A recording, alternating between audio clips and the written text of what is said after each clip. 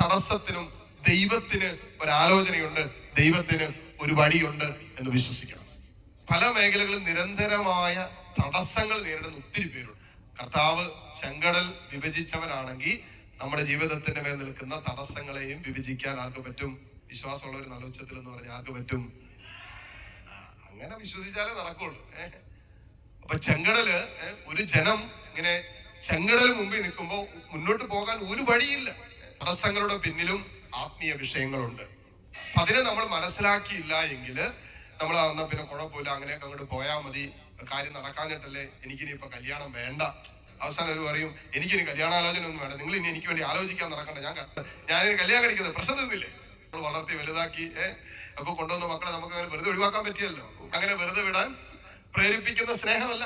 എന്ത് കുരുത്തക്കേട് കാണിച്ചാലും നമ്മൾ ഇവരെ വെറുതെ വിടുകയല്ല ചെയ്യുന്നത്, എങ്ങനെയെങ്കിലും പിടിച്ചുകൊണ്ടത് എങ്ങനെ നന്നാക്കാന്നാണ് അല്ലെ? അതല്ലേ നമ്മൾ നോക്കുന്നത്. ഒരു ആത്മീയ മണ്ഡലത്തിൽ അവളെ ഒരപ്പനോ അമ്മയ്ക്കോ വെറുതെ വിടാൻ പറ്റില്ല എന്നുള്ള വലിയൊരു സത്യം അതിന്റെ പിന്നിലുണ്ട്. അതുപോലെ തന്നെ നമ്മുടെ ദൈവം സ്വർഗീയ അപ്പനായതുകൊണ്ട് നമ്മെ ദൈവം ആരെയും വെറുതെ വിടില്ല.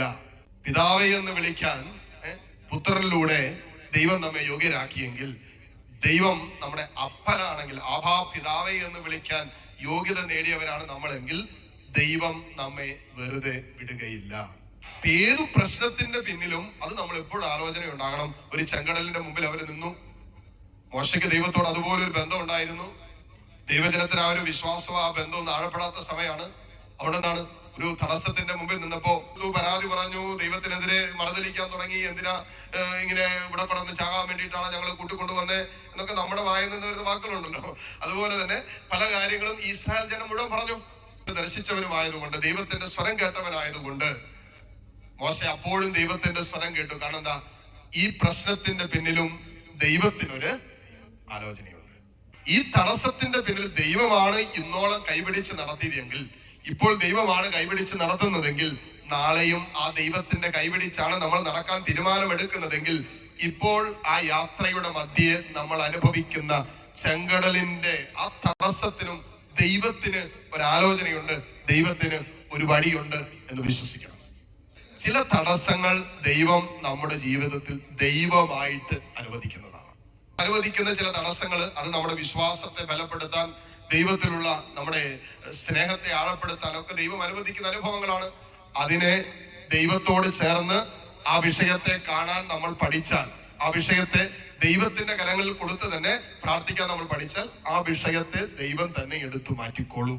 മോശ വിശ്വാസത്തിൽ കർത്താവിനോട് ചേർന്ന് നിന്ന് ആ വിഷയത്തിൽ ദൈവത്തിന്റെ ആലോചന ചോദിച്ചു. ദൈവം പറഞ്ഞു, നിന്റെ കയ്യിൽ ഒരു വടി തന്നിട്ടുണ്ടല്ലോ, വിശ്വാസത്തിന്റെ ഒരു വടി എടുത്ത് ആ കടലിന്റെ മീത് ഉയർത്താൻ പറഞ്ഞു.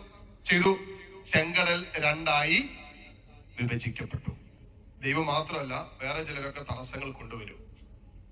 അതുകൂടി നമ്മൾ അറിഞ്ഞിരുന്നാലേ നമ്മൾ ആ വിഷയത്തില് എന്ത് ചെയ്യണമെന്ന് മനസ്സിലാക്കിയാലേ ചില തടസ്സങ്ങളിൽ നിന്നും ചില വിഷയങ്ങളിൽ നിന്നും പുറത്തു വരാൻ പറ്റും. അതല്ല എങ്കിൽ ആജീവനാന്തം നമ്മൾ ആ തടസ്സത്തിൽ തന്നെ കിടക്കും. 1 തെസ്സലോനിക്ക 2-ാം അധ്യായം 18 മുതലുള്ള വചനങ്ങൾ വായിക്കാമോ? അതിനാൽ നിങ്ങളെ സന്ദർശിക്കാൻ, തെസ്സലോനിയ സഭയോട് പറയാണ്, ഞാൻ നിങ്ങളെ ഒന്ന് സന്ദർശിക്കാനായിട്ട് പലവട്ടം ആഗ്രഹിച്ചു, എന്നാൽ സാത്താൻ ഞങ്ങളെ തടസ്സപ്പെടുത്തി. പറയുന്ന ആരാ? പൗലോസ്ലീഹ. നമ്മൾ പോലും അല്ല. പൗലോസ് എന്തിനു വേണ്ടി ആഗ്രഹിച്ചപ്പോഴാ തടസ്സം ഉണ്ടായേ? സഭയെ, തെസ്സലോനിക്കാർക്ക് എഴുതിയ ലേഖനമാണുള്ളത്. അപ്പോ ആ സഭയെ സന്ദർശിക്കാനായിട്ട് അല്ലെ പൗലോസ്ലീഹ സഭയെ സന്ദർശിക്കുന്നതിന് വേണ്ടിയിട്ട് യേശുവിന്റെ സ്നേഹത്തെ കുറിച്ചും യേശുവിനെ കുറിച്ചും പ്രഘോഷിക്കാനും വചനം പറയാനുമാണ് സഭാ സന്ദർശനങ്ങൾ നടന്നുകൊണ്ടിരിക്കുന്നത്. അല്ലെങ്കിൽ സഭയിൽ എന്തെങ്കിലും പ്രശ്നമുണ്ടോ, സഭയിലെ ആത്മീയ പ്രശ്നങ്ങള്, സഭയുടെ പ്രബോധനപരമായ പ്രശ്നങ്ങളെ, തെറ്റിദ്ധാരണകളെ, അവിടെ കയറിക്കൂടിയിരിക്കുന്ന തെറ്റായ പ്രബോധനങ്ങളെ, ഇതൊക്കെ വരുമ്പോഴാണ് വീണ്ടും ആ സഭയെ സന്ദർശിച്ച് അവരോട് ഇന്ന കാര്യങ്ങളൊക്കെ ഉണ്ട് കേട്ടോ, ദൈവസ്നേഹത്തെ പ്രതി, ദൈവരാജ്യത്തെ കുറിച്ചുള്ള ബോധ്യങ്ങൾ വീണ്ടും വീണ്ടും അവർക്ക് പറഞ്ഞു കൊടുക്കാൻ വേണ്ടി അവരെ സന്ദർശിക്കാൻ പൗലോസായി ഞാൻ ആഗ്രഹിച്ചു. പക്ഷെ വചനം പറയാണ്, സാത്താൻ ഞങ്ങളെ തടസ്സപ്പെടുത്തി.